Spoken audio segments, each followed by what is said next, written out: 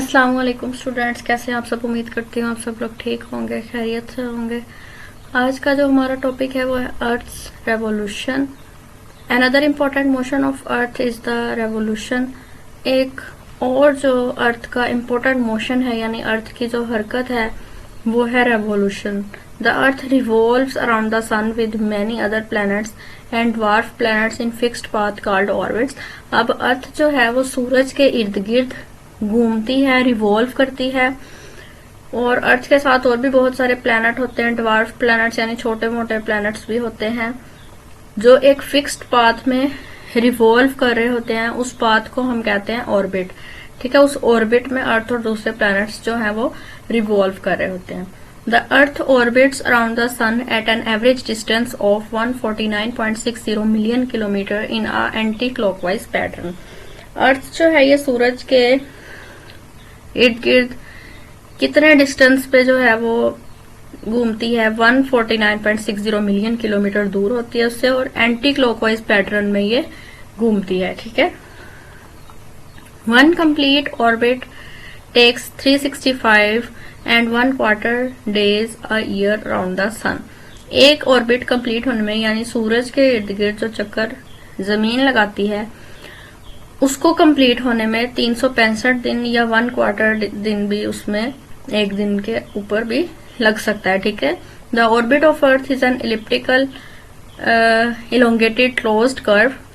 अब अर्थ का जो ऑर्बिट है ये किस तरह से है, क्लोज्ड कर्व है, इलिप्टिकल है। ठीक है, इस तरह से ओवल शेप में। ठीक है, इलिप्टिकल 1/4 इलोंगेटेड क्लोज्ड कर्व है यानी बंद है इर्द गिर्द से। If the orbit of earth had been a circle, अगर ये एक सर्कल होता, ठीक है, अगर इसका ऑर्बिट इस तरह से सर्कल फॉर्म में होता, the distance of the earth from sun would have been the same all around. तो जो डिस्टेंस है अर्थ का सन से वो सब हर जगह पे सेम होता, but that is not the case. The distance between the earth and sun changes during a year.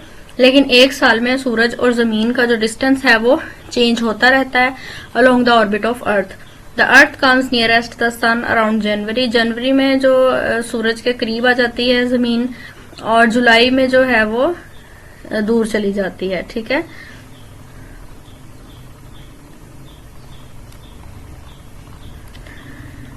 उसके बाद है the rotation of earth causes day and night. अब अर्थ की जो रोटेशन है उसकी वजह से दिन होता है, रात होती है। While the revolution of earth around the sun causes different seasons.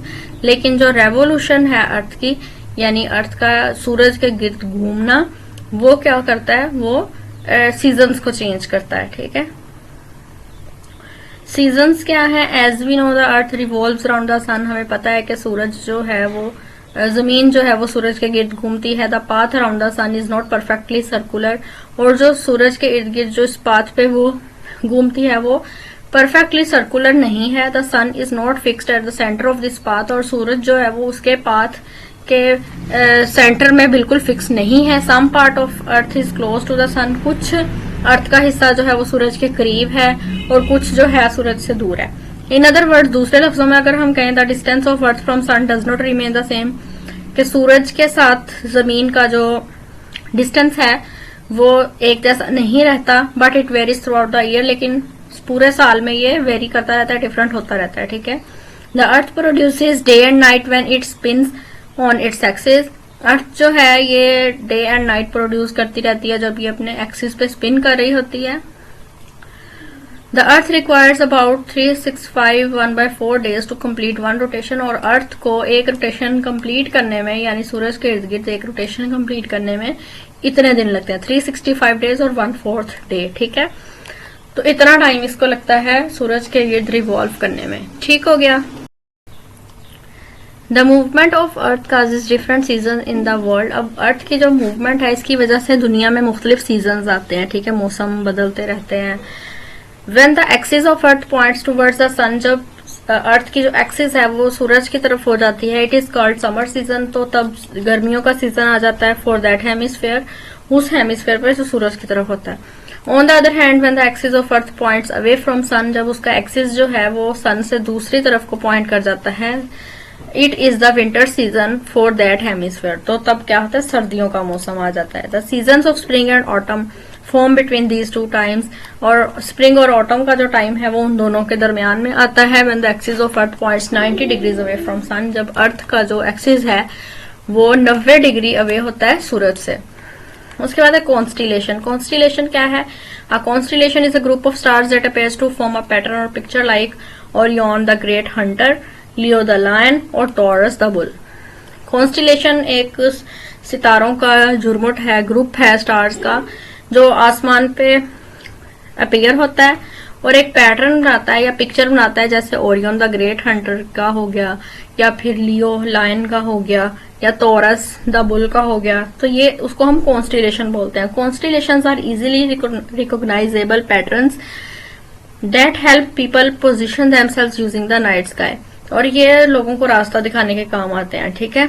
Constellation can be seen in the northern hemisphere, northern hemisphere में ये पाए जाते हैं, देखे जाते हैं, and the southern hemisphere in different season, और सॉदर्न हेमिस्फीयर में भी मुख्तलिफ सीजन में ये देखे जा सकते हैं। People who live in northern hemisphere can see pieces in autumn. अब जो लोग नॉर्दर्न हेमिस्फीयर में रहते हैं वो पीसेस को देखते हैं, ये भी एक सितारों का झुरमुट है, उसका नाम है, वो खजा में इसको देखते हैं। वाइल सॉदर्न हेमिस्फीयर में it can be seen in spring, southern hemisphere में इसको स्प्रिंग के बाहर के मौसम में देखा जाता है। ठीक है।